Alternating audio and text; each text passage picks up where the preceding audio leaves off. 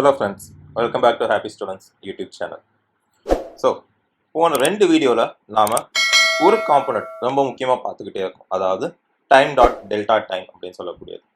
So நீங்கள் பாருங்கள், போன வீடியோவில் நம்ம வந்து எப்படி ஒரு ஆப்ஜெக்டை அதோட ஆக்சிஸில் ரொட்டேட் பண்ண வைக்கிறதுன்றது பார்த்தோம்.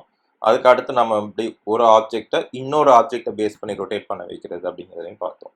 ஸோ இந்த ரெண்டுலையுமே நம்ம காமனாக யூஸ் பண்ணியிருக்கிறது என்னென்னு பாருங்கள், time dot delta time.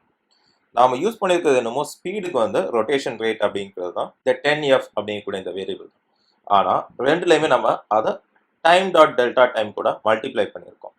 So இந்த வீடியோவில் நம்ம இந்த டைம் டாட் டெல்டா டைமோட சிக்னிஃபிகன்ஸ் என்ன, ஏன் இந்த டைம் டாட் டெல்டா டைம் போடுறோம், இந்த டைம் டாட் டெல்டா டைம் போடுறதுனால என்ன சேஞ்ச் ஆகுது அப்படிங்கிறத பார்க்க போகிறோம். அதுக்கு முன்னாடி நான் வந்து இப்போது இதுக்கு முன்னாடி நம்மளோட எடிட்டர் வந்து டெக்ஸ்ட் எடிட்டர் சப்ளைமில் இருந்தது. இப்போ அதை வந்து விஷுவல் ஸ்டுடியோ கோடுக்கு மாற்றிருக்கேன். அது எப்படி பண்ணுறது அப்படிங்கிறத நான் சொல்லி தந்துடுறேன்.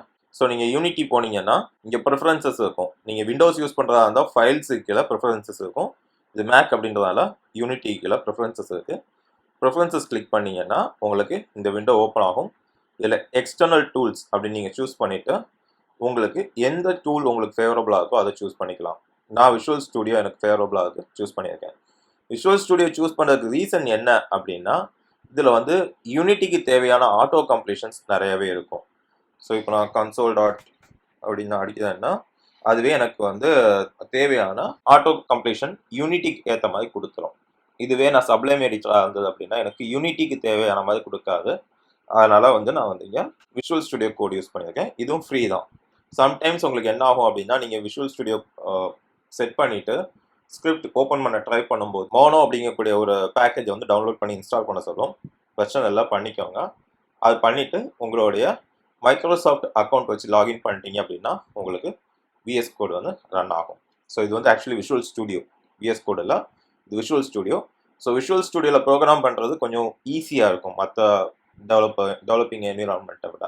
ஓகே, ஸோ இதுதான் வந்து நம்மளுடைய ப்ரோக்ராம் எடிட்டரை சேஞ்ச் பண்ணுறதுக்கு நம்ம யூஸ் பண்ணக்கூடிய ப்ராசஸ். ஓகே, இப்போ நம்ம வந்து இந்த டைம் டாட் டெல்டா டைமோட சிக்னிஃபிகன்ஸ் என்னன்றதை செக் பண்ணணும்னு சொல்லியிருந்தோம் இல்லையா?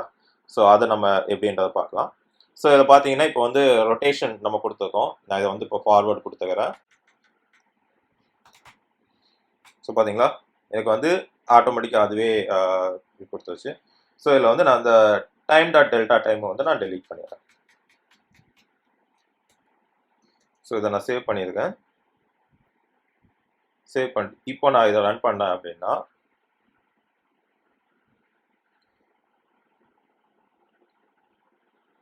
ஸோ பார்த்தீங்களா, இதோட மூவ்மெண்ட் பாருங்க எவ்வளோ ஸ்பீடாக இருக்குது அப்படின்றத பார்த்தீங்களா. சரி, இதுவே நம்ம டைம் டாட் டெல்டா டைம் கொடுக்கலாம், அப்போ என்ன மாதிரி ஆகுதுன்றது பாருங்க. ஸோ இதை டைம் டாட் டெல்டா டைம் கொடுத்துட்டு அதுக்கப்புறமா நான் ஏன் இந்த பிஹேவியர் இருக்குது அப்படின்றதை நான் சொல்லித்தரேன். ஓகே, ஸோ இப்போ நான் ரன் பண்ணுறேன்.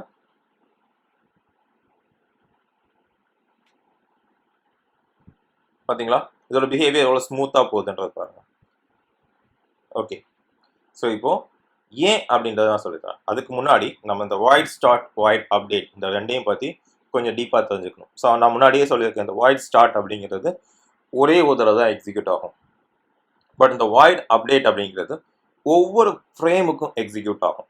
ஸோ நம்ம படம் பார்க்கும்போது பார்த்துருப்போம், நார்மலாக நம்ம ஒரு தேட்டரில் படம் பார்க்குறோம் அப்படின்னா பேக்கெண்டில் ப்ரொஜெக்டரில் அந்த ரோல் வந்து 24 FPS 24 ஃப்ரேம் பர் செகண்டில் வந்து ரன் ஆகிறதுனால தான் நமக்கு கண்டினியூஸ் மூவி வருது. அதே தான் நம்ம என்ன பண்ணுறோம் அப்படின்னா, இந்த இடத்துல நம்ம 10f அப்படிங்கிற ஒரு ஸ்பீட் நம்ம டிஃபைன் பண்ணியிருக்கோம் இல்லையா, இந்த 10f ஸ்பீடை வந்து நம்ம ஒவ்வொரு ஃப்ரேமுக்கும் கால் பண்ணுறோம். அதனால தான் அந்த டைம் டாட் டெல்டா டைம் இல்லாதப்போ அந்த கியூப் அவ்வளோ ரேப்பிடாக ரொட்டேட் ஆகுது. ஸோ இது வந்து ரொட்டேஷன் அப்படின்னால உங்களுக்கு தெரியுது டெஃபினட்டாக இப்படி தான் உங்களுக்கு அதோட பிஹேவியர் இருக்க போகுது அப்படின்னு சொல்லிட்டு. ஆனால் அதுவே நீங்கள் வந்து ஒரு லீனியர் மூமெண்ட்டோ இல்லை ஒரு ரேண்டம் மூமெண்ட்டோ கொடுத்துருந்தீங்க அப்படின்னா உங்களால் இந்த ஆப்ஜெக்ட் எந்த இடத்துல இருக்குன்றதை கண்டுபிடிக்க முடியும். ஸோ இந்த டைம் டாட் டெல்டா டைம் என்ன பண்ணுது அப்படின்னா, இந்த ஸ்பீடை ஒவ்வொரு செகண்டுக்கும் அது அசோசியேட் பண்ணி கொடுக்குது. ஒரு செகண்டுக்கு 10 ஃப்ளோட் அப்படிங்கக்கூடிய ரேஞ்சில் உங்களுக்கு மூவ் பண்ணி கொடுக்கும். அண்ட் அந்த மூவ்மெண்ட்டும் பாருங்கள் ஸ்மூத்தாக இருக்கு.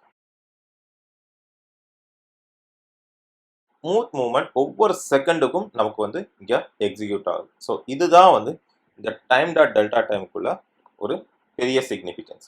இந்த டைம் டாட் டெல்டா டைம் எதுக்கு யூஸ் பண்ணுவாங்கன்னு கேட்டிங்கன்னா, உங்களுக்கு ஒரு டைமர் வைக்கணும், கவுண்ட் டவுன் டைமர் வைக்கணும், இல்லை ஸ்பீட் அப் டைமர் வைக்கணும், இல்லை ஏதோ பவர் எடுக்கிறீங்க, அந்த பவர் வந்து இத்தனை செகண்டுக்கு தான் இருக்கும் அப்படின்னு நம்ம டைமர் செட் பண்ணுவோம்.